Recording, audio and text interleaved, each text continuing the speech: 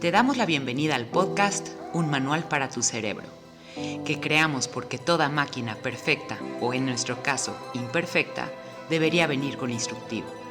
Acompáñanos en la compleja misión de intentar escribirlo. Este es un podcast informativo y de entretenimiento. Te recomendamos siempre acudir al profesional de la salud especialista.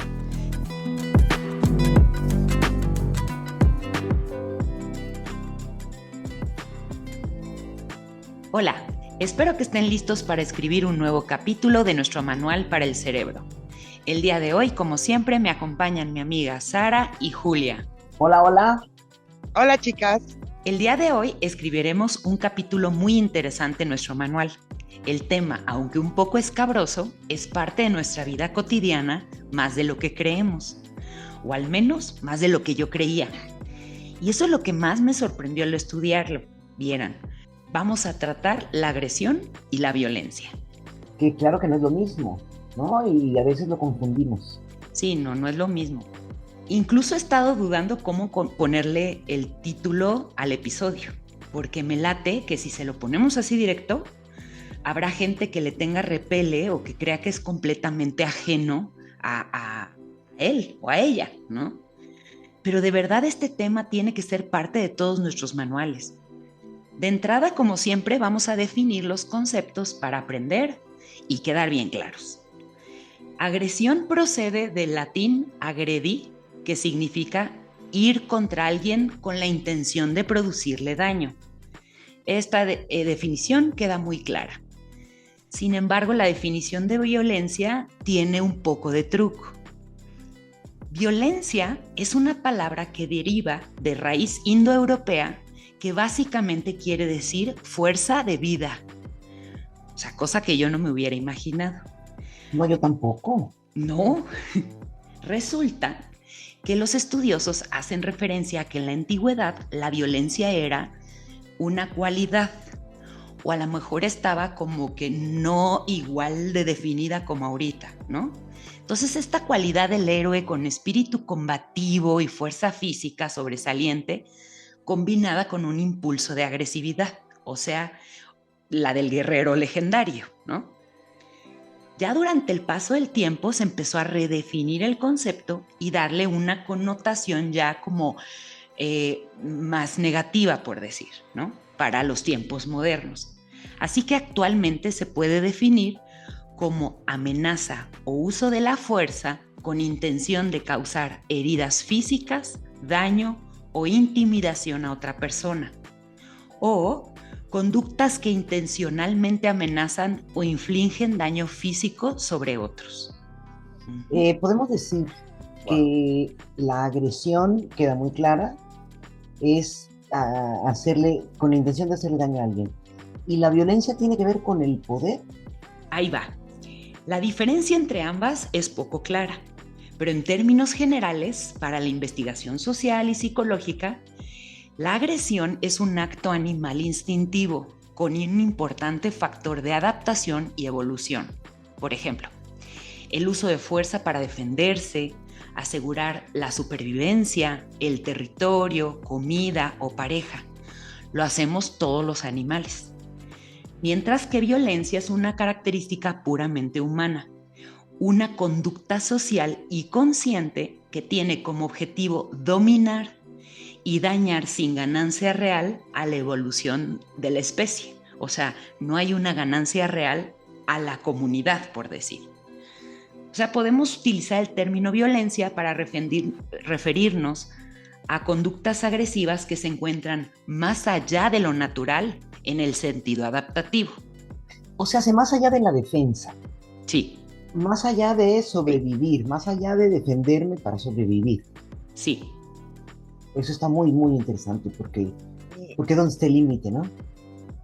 Mi maestro hacía una diferencia muy interesante para explicar la violencia de la agresión.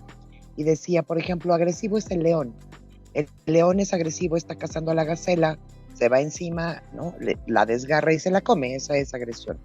Violencia, decía, es un gato jugando con el ratón, golpeándolo y esperando a que se vuelva a levantar para volverlo a golpear. Es el disfrute de la agresión. Esa era para él como la diferencia muy concreta entre la agresión y la violencia. El disfrute de la agresión, yo diría el disfrute del sometimiento del otro. El disfrute de lastimar, ¿no? De herir, de dañar al otro. No sabemos si el ratón está sufriendo o no, está sometido. Claro, y lo interesante es que detrás de la agresión, normalmente la emoción que va a haber es miedo. Dijiste, somos territoriales, es el miedo a perder, ¿no? Mi casa, mi familia, mi territorio, mi dinero, mi vida. Pero detrás de la violencia no hay una emoción que esté justificando esta respuesta. La diferencia entonces sí tiene que ver, como dice Julia, la parte de que la agresión es algo importante para la adaptación en la sobrevivencia. En cambio, la violencia va a contener cierto tipo de intensidad, un impulso de destrucción, perversión o malignidad mucho mayores que las observadas en un acto agresivo. Hay carencia de justificación, como dice Julia, la tendencia es meramente ofensiva contra el derecho y la integridad del ser humano, tanto física como psicológica o moral, y normalmente no hay aprobación social e incluso es muchas veces sancionada por las leyes, ¿sí? Entonces, la violencia sexual, la violencia física, no son conductas aprobadas socialmente o legalmente, ¿no? Sí, por eso los tipos de violencia más conocidos son la violencia física, la violencia doméstica, la violencia de género, la violencia sexual, la violencia política también. La intrafamiliar. Entonces, en este capítulo de nuestro manual me gustaría poner sobre la mesa una pregunta. ¿Qué tan agresivos y qué tan violentos somos como individuos y como sociedad? Planteándonos los siguientes cuestionamientos. 1. ¿Somos agresivos por naturaleza? ¿Y qué tan conscientes somos de nuestros patrones agresivos? ¿Estamos conscientes cuando somos víctimas de agresión o violencia? ¿Somos una sociedad violenta? O, reformulando la pregunta, ¿la violencia es la excepción o la norma en la sociedad actual? Y las maneras en las que se expresa, ¿no? Tristemente yo creo que es la violencia. No, y sí hemos normalizado muchísimo la violencia. O sea, yo creo que hemos ido avanzando de una sociedad con ciertos niveles de agresión a una sociedad en donde la violencia está normalizada.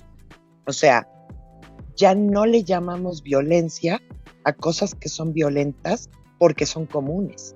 Por ejemplo, los celos, ¿no? Los consideramos de lo más normal del mundo y vamos a decir que el sentir celos puede pertenecer dentro de esta parte de la agresión porque es defender el territorio.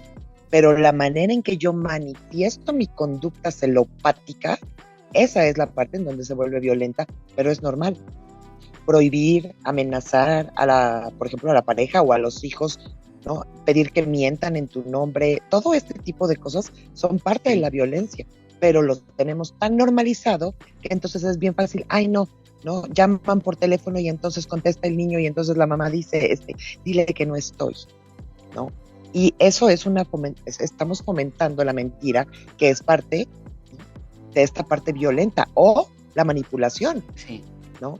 Vivimos en unas relaciones brutalmente manipuladoras en donde hasta está bien ser manipulador, ¿no? Es más, hasta nos enseñamos unos a otros así de, no, tú dile que vas a hacer tal cosa para que piense tal otra cosa. Y esa manipulación la estamos fomentando, educando y compartiendo y no le llamamos violencia. Y es brutalmente violento manipular. De hecho, es impresionante porque estamos acostumbrados a llamarle violencia a la parte escandalosa de la violencia. sí. A cuando son gritos, sombrerazos, reacciones fuertes, golpes, pero a la parte sutil de la violencia ni siquiera la nombramos y esa es mucho más peligrosa. ¿Por qué no te puedes decir? Oiga, pues yo tengo una pregunta. ¿Todo acto violento lleva en sí un acto agresivo? Sí. Es decir, todo lo que es violento es agresivo, pero no todo lo que es agresivo es violento. Correcto. Exacto. Correcto. Bueno, vamos primero entonces a deshebrar el concepto de agresión como conducta adaptativa. O sea, ¿qué quiere decir eso? ¿No? Aquí nos estamos refiriendo al concepto de que la agresión es una fuerza interna que promueve la evolución, y eso es algo generalizado para todos los animales y para la evolución de la especie. La ley del más fuerte, diría Darwin. Aquí hay un chorro de experimentos que podemos mencionar, pero me encantaría aquí explicarles uno que me encantó, porque lo hicieron en Suiza con unos robots. Entonces, si no lo van a creer. Pues entonces inventaron unos robotcitos con 2 focos, uno azul y uno rojo. Los pusieron en uno como pequeño coliseo para que anduvieran ahí vagando. Habían 2 puntos estratégicos, como 2, digamos, fuentes. Uno que representaba comida y el otro que representaba veneno. El objetivo de los robots era llegar a la comida y evitar el veneno. Cuando llegaban a la comida, se prendía el foco azul. Y cuando llegaban al veneno, se prendía el foco rojo. Los robotcitos tenían un código, o sea, informático, que representaba como el código genético, entre comillas, ¿no? Y les pusieron un disque error para replicar el instinto sexual animal de preservación de la especie. Así, para imitar un poco el proceso evolutivo. Hicieron el experimento dando chance que los robotcitos fueran aprendiendo, y los campeones los desarmaban y con sus códigos hacían una nueva generación de robotcitos. Así hicieron 500 generaciones. Ahora, a la vuelta de las generaciones, los robotcitos aprendieron a encontrar la comida y avisarles a los demás a dónde estaba. O sea, se iban acercando y prendían el foquito azul, como para que entonces todos vieran, ahí está el azul, y todos se jalaban para allá. Pero les tomó 12 generaciones para que se creara un subgrupo de robots que engañaran a los demás prendiendo el foquito azul cuando estaban cerca del veneno, o prendiendo el foquito azul cuando estaban súper lejos de la comida. O sea, de alguna manera generaron un código que les decía que su objetivo iba a ser más alcanzable si eliminaban a la competencia. Órale. O sea, yo sé que estos son robotcitos, pero replican el comportamiento de muchas especies, generalmente, o sea, especialmente de la humana. Y es importante considerar que tanto los robots como otros animales no tienen el concepto de moral, de bien o mal. Simplemente la supervivencia y la eliminación de la competencia es también un medio de evolucionar. Y nosotros pues estamos originalmente codificados con esa mismita información de sobrevivir atrás de todas estas capas de emoción, identidad, moral, conciencia colectiva, etcétera, ¿no? Así que tanto la agresión es parte de nuestra naturaleza. Claro. Para sobrevivir. Y tenemos N,000 películas que hablan precisamente de la búsqueda del hombre por la supervivencia y de lo que es capaz de transgredir de códigos morales, sociales, éticos, con tal de sobrevivir. Que vamos desde, a mí me encanta esta de los supervivientes de los Andes, ¿no? Y todo este tema del canibalismo y toda esta parte que se vive, hasta las últimas que vemos, ¿no? Los Juegos del Hambre y todas estas películas en donde que volvemos al punto, se hace una exaltación muy grande de ahora en estas de la agresividad, que después se vuelve violencia, obviamente. Y a lo mejor visto desde un punto, a lo mejor muy simplista, puedo yo decir, al parecer nuestra única misión aquí es sobrevivir. Sí. Y ahora, nosotros como humanos que tenemos este inventario de emociones y de moralidad y de donde calificamos de bien o mal y nos metemos en esos rollos, a final de cuentas somos animales intentando sobrevivir, estando en una competencia para sobresalir, para tener comida, dinero, etcétera. Y entonces también hay esta necesidad dentro de todos los rollos emocionales, moralistas, todos que nos hacemos, toda la cultura, de entonces poner orden, ¿no? Entonces ponemos orden, llegan estas como estructuras sociales, de legalidad, religiones, ¿no? Entonces se imponen para como poner orden y dar moralidad, y empieza esto a polarizarse y al rato tenemos una Santa Inquisición, o sea, sigue impulsando nuestra naturaleza estos mismos patrones que aunque tengamos en un principio una buena intención, por ejemplo, en una religión, ¿no? De haz el bien, ama a tu prójimo, pero pues al final, pues quememos a todos y sacrifiquemos a quién sabe cuántos, los que no comulgan como nosotros, con hostias, ¿no? Porque la pulsión es como si fuera un motor evolutivo todo el tiempo. Sí. ¿No? La pulsión es la única misión es permanecer como especie. Y entonces todo lo que le pongamos alrededor vamos a ponerle lo que queramos, moral, ético, social. La pulsión evolutiva, biológica va a triunfar, ¿no? Va a ejercer su poder porque es como la idea original, ¿no? De permanecer cualquier especie. Sí. Tiene como objetivo ese, ¿no? Sí. Y toda nuestra historia está basada en la supervivencia y en la ley del más fuerte. O sea, ahorita que te oía de la Santa Inquisición, que claro, y si nos vamos a la conquista, pues es lo mismo, ¿no? Y si nos vamos a la era medieval, medieval, es lo mismo. O sea, toda la historia está contada además desde esta visión, ¿no? De los vencidos y los vencedores. Toda nuestra historia como humanidad. Toda. Hasta la actualidad. De diferente forma, a veces. Yo tengo un cuestionamiento, a lo mejor es mucho más profundo. Decimos, ok, es la ley del más fuerte, pero ahora tenemos un montón de elementos culturales y sociales que el más fuerte no necesariamente es el que tiene más pulsión física para permanecer como especie. Claro. Y esto está siendo una pregunta universal, ¿no? Bueno, en el mundo entero. ¿A quién le estamos llamando fuerte para que permanezca en este mundo? Si todos nos vamos a tener que ir a un búnker porque va a haber una guerra atómica, los elegidos no son biológicamente los mejores. Sí. Ese dilema es interesante. Ahorita, digamos, el más fuerte es al que se le va toda la información cuando tú dices, sí, aceptar cookies. ¿Sabes? Y ¿tú sabes qué quiere decir aceptar cookies? Quiere decir... Sí a todo. Ten, aquí estoy, soy yo y esta es mi información. Y la información es poder. Y ahorita esos son los más fuertes. Claro.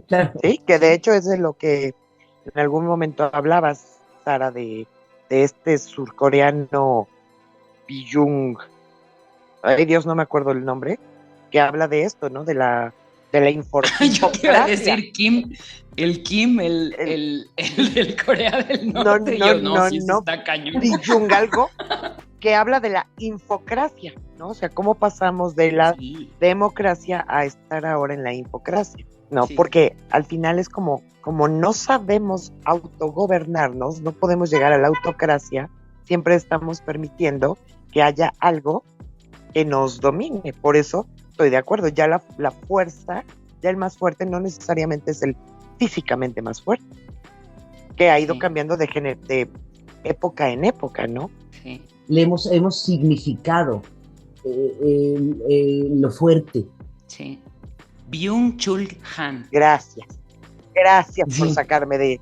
Es que nomás no puedo con la pronunciación del nombre. No, pues no, yo siempre lo tengo que andar buscando. Pues bueno, para aceptar que somos agresivos por naturaleza, nos vamos a tener que ir a revisar cuándo empezamos a ser agresivos. Entonces, los orígenes de la conducta agresiva son en la infancia temprana.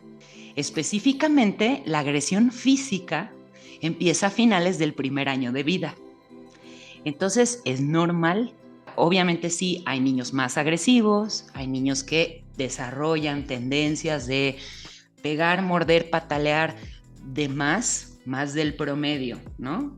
Y sí hay estudios donde hay ciertas predisposiciones, como la genética, el consumo de tabaco en el embarazo, etapas estresantes en el embarazo, para aumentar la incidencia de agresividad en niños. Pero en términos generales, o sea, dentro del primer año de vida, el bebé tiene conductas agresivas. Esto se va incrementando hasta los 4 o 5 años de edad. Luego como que ya va disminuyendo entre los 6 y los 15 años, porque entonces van aprendiendo el contexto social, básicamente. En estas etapas se puede decir, no es que el niño aprenda a ser agresivo, más bien aprende a no serlo, porque la naturaleza es ser agresivo para buscar comida, limpieza, contención, arropamiento, etcétera. Es decir, aquí me parece pertinente decir, entonces, claro, cuando un niño a partir del año de edad empieza a pegar, la gente adulta nos preguntamos, pues es lo que ha de ver en su casa. No, no necesariamente, es natural que al año él empiece a pegar. Sí. Okay. La generalidad de los niños entre los 2 y los 5 años tienen tendencias agresivas. Aquí es importante entonces el aprendizaje de la regulación emocional y conductual. Entonces, lo que se hace en esos años es que se enseña a los niños a modular el umbral de activación de la agresividad, ¿no? La intensidad de la respuesta, a encontrar su estabilidad emocional ante los estímulos que lo estresan. También a aprender a ir manejando sus emociones y la dificultad que supone la regulación, la autorregulación de las emociones, ¿no? Y para esto, pues es algo muy complicado para los papás, pero necesitan reforzar la capacidad del niño de comunicarse y también es importante aquí sensibilizarse a las necesidades, derechos y la presencia de los demás. O sea, básicamente aprenden a que son personas sociales que viven en una comunidad familiar y kinder o lo que sea, ¿no? En los niños que tienen infancias de carencia emocional, carencias educativas o son víctimas de maltrato o abuso, hay mucho mayor posibilidad de que sean más agresivos y violentos de adultos, obviamente. Ahora, nuestra parte agresiva a la que le tenemos miedo o reprobación es una atribución humana, que como las emociones tienen también una ganancia y un mensaje, como hemos venido diciendo, ¿no? Muchos estudiosos ven nuestra naturaleza agresiva como la fuerza y energía que estimula el cambio. O sea, es la fuerza de la supervivencia, quitándole a la parte de agresividad la connotación negativa de daño a los demás y dejando nada más esta como fuerza de supervivencia. Hay muchos estudiosos que dicen que esa fuerza es la que te ayuda a hacer cambios, a salir de los atolladeros, a romper los límites de lo establecido para crear cambios para nosotros o afuera y que por lo tanto necesitamos aprender a encauzarla.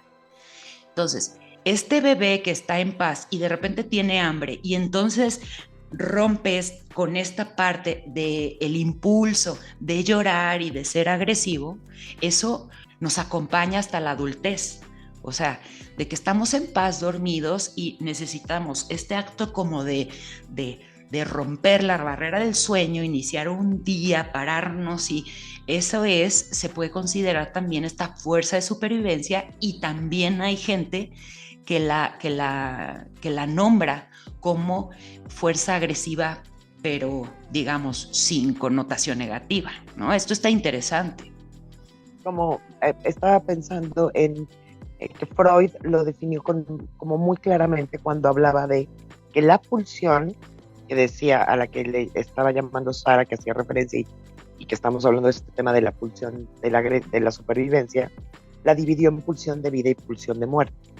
Entonces, es la misma pulsión, la diferencia es para qué la estás usando. Entonces, pulsión de vida, todo este impulso que te lleva a construirte, a resolverte, a estar en paz, a salir adelante. Pulsión de muerte, todas estas energía que te lleva a destruirte, a confrontarte, a romperte, ¿no? o a meterte en conflicto. Pero al final es la misma pulsión, solamente es hacia dónde la estás encaminando. Y eso a final de cuentas a mí me llamó mucho la atención y me da como cierta necesidad de como identificar en mí mis procesos impulsivos, vamos a poner, ¿no?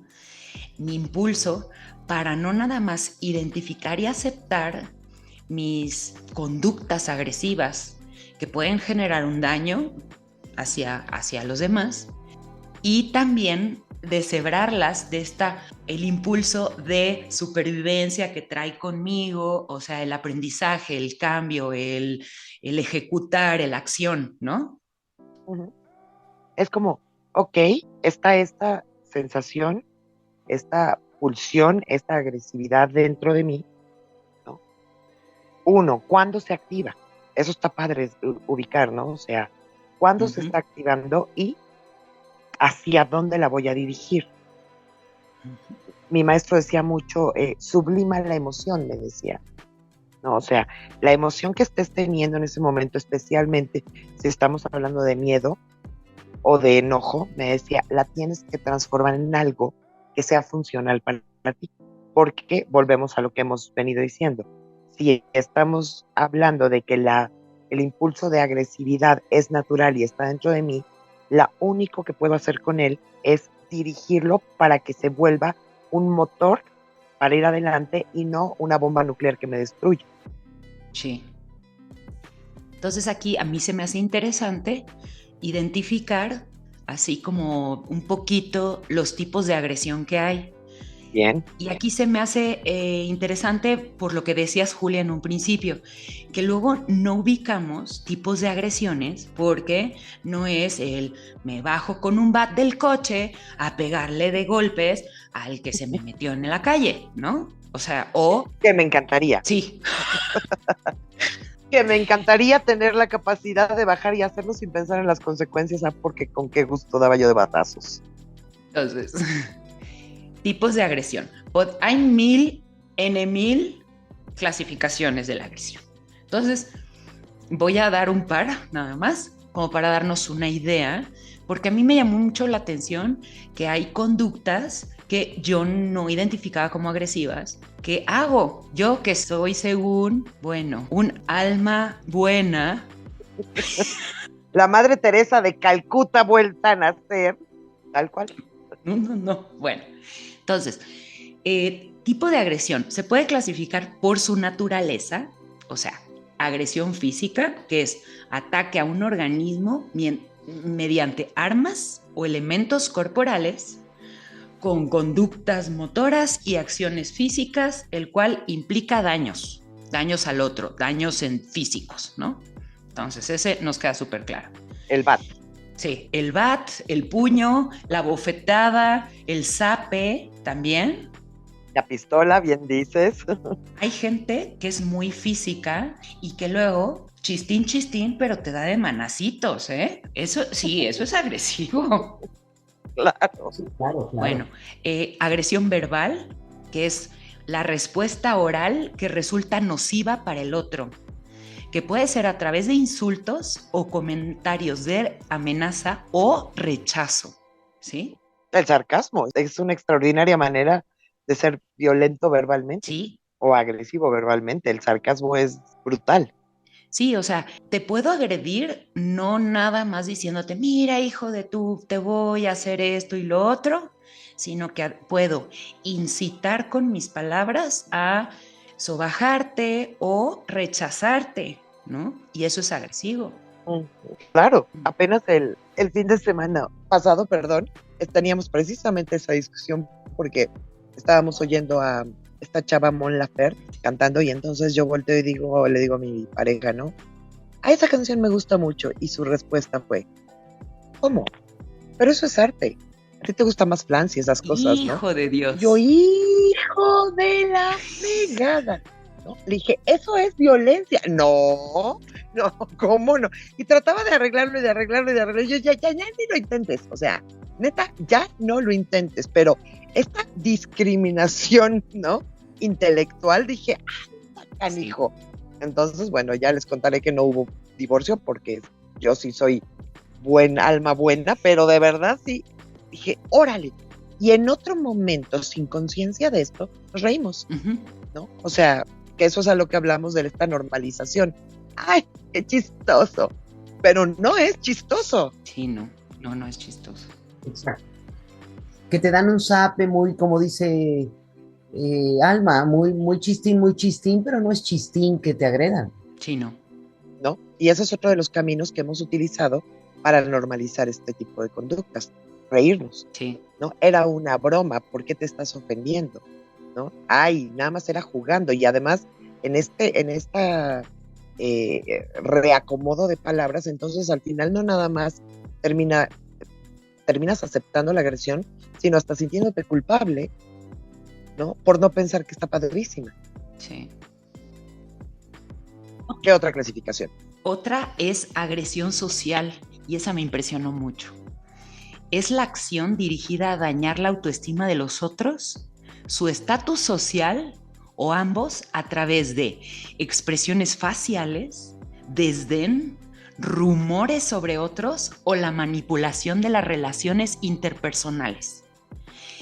O sea, el chisme. Sí, te invento el chisme o hablo a tus espaldas de ti o digo XY y, ay no, pero lo digo de chiste, ¿no? La clásica amiga tóxica de, ay, sí, qué padre, sí, me encanta ese vestido. Siempre te lo pones, o sea, para cada fiesta. Para todas las fiestas. Y siempre te digo que me encanta, ¿sabes? O sea, claro. Eso es agresión. No, además estaba pensando en esta agresión social, entonces, ¿no? A partir del desarrollo tan profundamente grande de las redes sociales, se volvió muchísimo más fuerte. No. Porque ahora todo está en las redes sociales. Sí. Entonces, y no nada más en las redes sociales, te puedo grabar. O sea, podemos estar peleando y te puedo grabar. Sí. Y después exponerte. Sí. Y esta semana con 2 diferentes personas me tocó tratar estos temas precisamente, ¿no? De lo violento que es ser expuesto ante tu mundo social. Ya no digas ante la sociedad, con que sea ante tu mundo social, ya es espantoso porque la sensación es de una vulnerabilidad y una exposición gigantesca. Sí. Qué impresión, me impresiona, Alma, sí. Igual que a ti. También podemos clasificar la agresión por su relación interpersonal o por su dinámica. O sea, agresión directa o abierta, que es esta confrontación abierta entre el agresor y la víctima, mediante ya sea violencia física o rechazo, amenazas verbales, destrucción de propiedad y comportamiento autolesivo. O puede ser agresión indirecta o relacional, que son conductas que hieren a otros indirectamente a través de la manipulación de las relaciones con los iguales, o sea, control que ejerce uno directamente o dispersión de rumores, mantenimiento de secretos, silencios, omisiones, avergonzar en un ambiente social, la alienación social, rechazo por parte de un grupo o incluso exclusión social. Wow. Que volvemos. Y la peor es la familiar. Volvemos a las redes sociales. Porque es la más cercana. Sí, no. Y pensaba yo en las familias. Ah, sí. ¿No? O sea, la familia que debería de ser un remanso de contención, ¿no?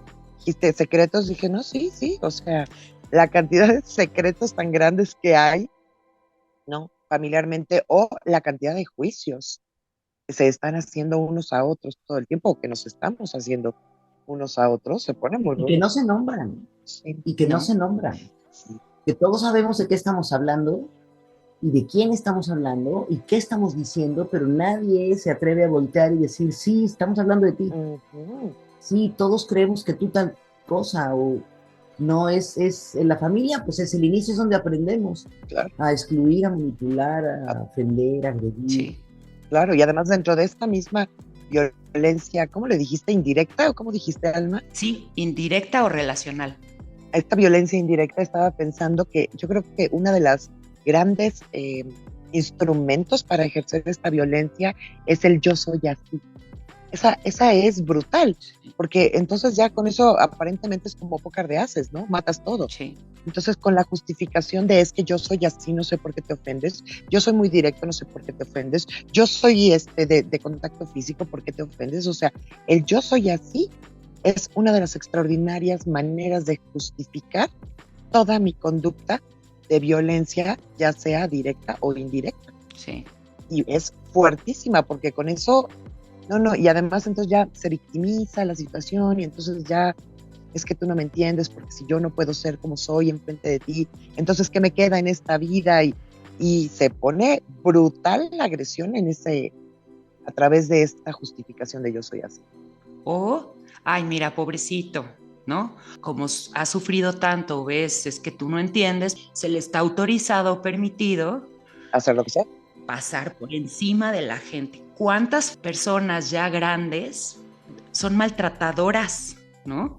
En el hecho de la enfermedad o en los últimos años de vida, con la justificación de, ay, pues pobrecita, es que está viejita y es que ya no va a cambiar, ¿no? Y sí, no va a cambiar, pero tú no te tienes que quedar, o sea. Sí. Exacto.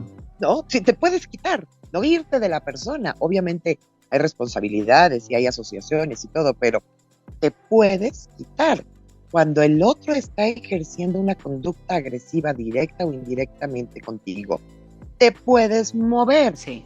Quítate. Sí. ¿No? Vete al otro cuarto, finge una llamada, salte a tomar agua, di que vas por cigarros, pero sí regresa, no te vayas para siempre. O sea, hay alternativas porque es un hecho que hay la conducta agresiva del otro, no la puedo modificar yo, ni por nombrarla, ni por señalarla, ni por acusar. Sí. Lo único que puedo hacer es quitarme, no del ser humano, de la conducta agresiva que ese ser humano está teniendo en ese momento. Sí. Pero la más fuerte es quitarme de mí mismo cuando yo me estoy ejerciendo ese nivel de agresión a mí mismo a través de victimizarme, violentarme, destruirme, o sea, sí. ¿no? Todo lo que me estoy haciendo a mí, porque al final yo considero que la agresión más dura y la más difícil es la que se hace uno a sí mismo. Sí. Porque ni cuenta nos damos. No. Y esa, volviendo un poco al principio, ¿esa también es natural o esa ya es aprendida? Yo creo que esa sí es aprendida, porque no tiene nada que ver con sobrevivencia. Estamos diciendo que la agresión tiene que ver con esta función de sobrevivir, ¿no? Pero ya cuando uno se va contra uno mismo... Es que ahí ya no. Son todas estas emociones de las que venimos hablando. Miedo, necesidad de pertenecer, miedo a no ser querido, miedo a que te dejen, ¿no? Entonces... Y estamos dispuestos a pagar con nosotros te mismos. quedas, ¿sí? Y no nada más eso. A veces somos temerarios. Es tanto el miedo que tengo de que me dejes, que entonces empiezo a generar todas estas conductas agresivas contra mí y contra ti, para que me dejes, porque tengo muchísimo miedo que lo hagas, entonces ya, mejor ahorita, que truene la bomba. Y claro, cuando la bomba realmente truena, entonces, no, espérame, este era mi miedo más grande. Sí. O luego cuando... O sea, una pareja que está en este tema, apenas estaba yo en un tema así, ¿no? Una chava con un tema muy fuerte con el abandono y en una crisis de ansiedad muy fuerte, provocando, ¿no? Constantemente decirle a su pareja, ¿no? Y ya no te aguanto y ya no quiero estar contigo y no te soporto y no sé qué y no sé cuánto, en una agresión brutal, cuando él voltea y dice, ¿sabes qué? El que ya no quiere soy yo. ¡Pum! La centró, la sacudió a ella y entonces ella fue así de, no es lo que quiero. No, pues no, porque estabas nada más de temeraria picándole la cola al tigre, a ver si el tigre te mordía, porque no puedes con la idea de que te va a morder en cualquier momento.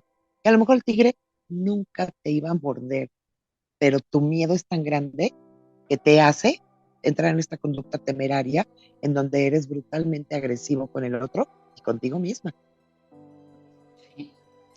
Yo, por ejemplo, también tengo una persona muy querida que estaba en una relación de maltrato psicológico, muy abusiva.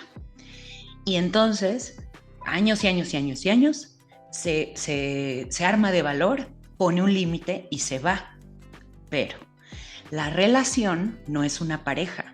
es con su mamá, ¿no? Uf. Entonces, aquí lo que pasa es que entonces ella, para respaldarse y para respetarse a sí misma, se va y todo el mundo alrededor, aunque esté completamente ajeno y aparte a ese núcleo familiar, reacciona con rechazo. Porque entonces culturalmente estás haciendo un pecado mortal y entonces las amigas, las del curso, la del quién sabe qué, ay, y se va a morir tu mamá y tú no vas a poder haber hecho las paces y hay que perdonar. Años y años de rechazo social por respaldarse a sí misma. Eso es bien impresionante, porque Muy. entonces dicen, qué vas a esperar de esa persona si no le hablas a su mamá? ¿Qué esperas de una persona que no tiene relación con sus hermanos? Es rechazo social, no es bien visto. Es posible que incluso a lo mejor ni te contraten si saben que abandonaste a tu madre y que no la ves, ¿no? Sí. Por beneficio propio, por respaldarte a ti, por validarte a ti, por defenderte a ti. Pero mira, una persona muy sabia un día me dijo, que se llama Sara, cuando le pregunté, hola Sara, ¿cómo estás? ¿Cómo está tu familia? Se volteó y me contestó, pues tú sabrás, tú tienes una, ¿no? Entonces, yo siento también que como seres humanos tenemos tal expectativa, nos inculcan de nacimiento tanta expectativa de lo que debería de ser tu contexto familiar y todo el mundo tenemos este punto en donde nos tenemos que dar cuenta que esa expectativa no es la realidad, porque a final de cuentas, como venimos diciendo, somos cerebros y mundos distintos. Entonces, no necesariamente van a ver lo mismo que tú, van a opinar, querer, etc. Entonces, cuando tú te sales del molde o del orden, toda la gente a tu alrededor que sigue metida por esta expectativa y muchas veces se mantiene estas dinámicas agresivas o violentas, rechazan el paso que dio esa persona para respaldarse a sí misma. Entonces están rechazando lo que deberían de estar haciendo porque es un espejo, ¿no? Claro, porque volvemos a lo que hablábamos en otros episodios, ¿no? Se llama envidia. Me da mucha envidia que tú seas capaz de permitirte hacer algo que yo quisiera poderme permitir a mí mismo, pero que mi expectativa, mi cultura, mi historia familiar y mis miedos no me lo permiten. Sí. Entonces prefiero juzgarlo en ti que cuestionarlo en mí. Esa es la base de casi todos los conflictos que tenemos. Porque yo no quiero dejar de pertenecer a esa cultura y a ese núcleo social que dice que ese modelo es el mejor para vivir. Y más allá de eso, yo iría al punto de, a ver, si tú decides con conciencia que estás dispuesto a pertenecer a este grupo familiar, aún con el precio que se implica, bien. Sí. Pero si tú decides que no estás dispuesta a pertenecer a este grupo familiar porque ya no estás dispuesto al precio, porque si pones ganancia contra pérdida ya estás perdiendo más, también bien. El punto es la conciencia. Claro. Es la decisión sobre la conciencia, ¿no? De esto lo voy a hacer con este objetivo, dispuesto a pagar la consecuencia que provenga, ¿no?, de mi decisión. Correcto. La parte súper positiva y la parte súper complicada que va a venir, porque aún irse de una familia, de un sistema familiar, aunque lo hagas con conciencia, claro que vas a pagar el precio independientemente del rechazo social, la tristeza, la decepción, sí, la soledad que puedes sentir, o sea, tampoco es fácil irte. No. Pero yo creo que esos son construcciones sociales que vienen ad hoc aquí. Hay veces que tú te vas de una situación, de una relación, y no sabes lo feliz que eres hasta que te vas. Sí. Claro, y entonces viene todo ese significado cultural de, ¿pero cómo? ¿De verdad no hablas con ellos? ¿No? A lo que me refiero es, cuando Julia dice el asunto es la conciencia, eso tendría que estar presente en todos los episodios de Un Manual para tu Cerebro, porque también todas las emociones, son diferentes cuando hay un grado de conciencia. Sí. Claro. Hazlo o no lo hagas, pero dándote cuenta. Dándote cuenta de desde dónde y la intención, ¿no? Porque si tú te vas de esa relación con toda conciencia y con la intención de respaldarte a ti mismo y de validarte y de salvarte de alguna forma, porque es la única forma que encuentras, entonces no va a haber arrepentimiento y no va a haber la culpa después, ¿no? Eso que digas. Y no va a haber soledad. Se va a morir. Y no va a haber... Sí, y se va a morir tu mamacita y entonces tú vas a cargar con la culpa. No, porque ahorita con plena conciencia me estoy yendo. Y me duele horrible, pero me estoy yendo. Claro. ¿No? Y me duele horrible este momento, pero no va a venir después por mí ningún concepto, a menos que no sea yo consciente. Sí, a menos que no esté bien identificado, claro. Exacto. Y tener muy claro cuál es realmente el objetivo, porque a veces el conflicto está en el objetivo. O sea, si mi objetivo es voy a hacer esto para que la otra persona se dé cuenta, porque eso me gusta muchísimo, ¿no? Sí. Y esa la observo muchísimo, más que en las relaciones familiares, en las relaciones de pareja. ¿Lo voy a dejar o la voy a terminar para que me valore y se dé cuenta? No, olvídalo, no va a funcionar. Cuando el objetivo es para que el otro haga, para que el otro entienda, para que el otro piense, para que el otro cambie, siempre va a fallar. El objetivo tiene que ser para mí. Exacto, eso es lo que está diciendo Alma. Cuando es para respaldarme, cuando es yo ya necesito salir de aquí para respirar, entonces no hay, esa es la intención y ese es el objetivo, tú mismo. Claro, pero ese es el punto. Tienes que tener siempre claro cuál es tu objetivo. Y volvemos a la conciencia.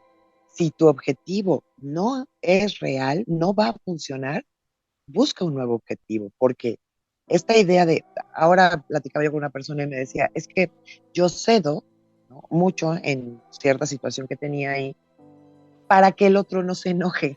Y le decía yo, ¿y qué tal te funciona? Pues pésimo, porque cedo y de todas maneras se enoja, claro, ¿no? Y entonces, pues porque el objetivo no puede ser para que el otro se sienta de X, Y manera, porque no es magia, no funciona así, ¿no? Entonces, por eso regresamos a la conciencia en la decisión que vas a tomar para alejarte de la agresión, para contener tu propia agresión, para enfrentarte a todo un sistema agresivo en el que estamos metidos, como hemos analizado. El camino es, hazte consciente. Sí. Me gustaría puntualizar, desde luego, ser consciente para alejarte de la agresión, pero también ser muy consciente para darnos cuenta cuando hay acciones nuestras que están siendo agresivas, claro, y que ya las hemos normalizado, que no nos estamos dando cuenta, claro, que es una agresión que supera la supervivencia. No es por sobrevivir, sino que ya pasó la raya. Sí. Me parecería muy, muy valioso darnos cuenta o preguntarnos cuáles de esas actitudes nuestras son agresivas y ya se están pasando, ¿no? Sí. Bueno, si me lo permiten, me gustaría dejar este capítulo aquí en lo más emocionante y continuar en el siguiente capítulo, porque ya nos extendimos un poco. En los capítulos anteriores hemos hablado de la no autorización de las emociones. Eso también aplica a las conductas agresivas. Vivimos en una sociedad en donde, en teoría, no se autoriza la agresión y la violencia. Sin embargo, existen trampas en las que caemos día con día, que nos hacen justificar la agresión y más aún la violencia, que es la que no tiene ganancia alguna, aunque no los manejamos como sí, que es lo que decía Sara. Entonces, pues, ¿les parece que continuemos en el siguiente episodio? Me encanta la idea de poder seguir con este tema porque tiene un montón de recovecos y un montón de conejeras que tienen que ir saliendo para hacernos conscientes, como dice Julia, y darnos cuenta, como dice Alma. Así que, por supuesto que sí, nos vemos en el próximo episodio, sin violencia y sin agresión, por favor. Bye. Un placer como siempre y nos vemos la próxima vez.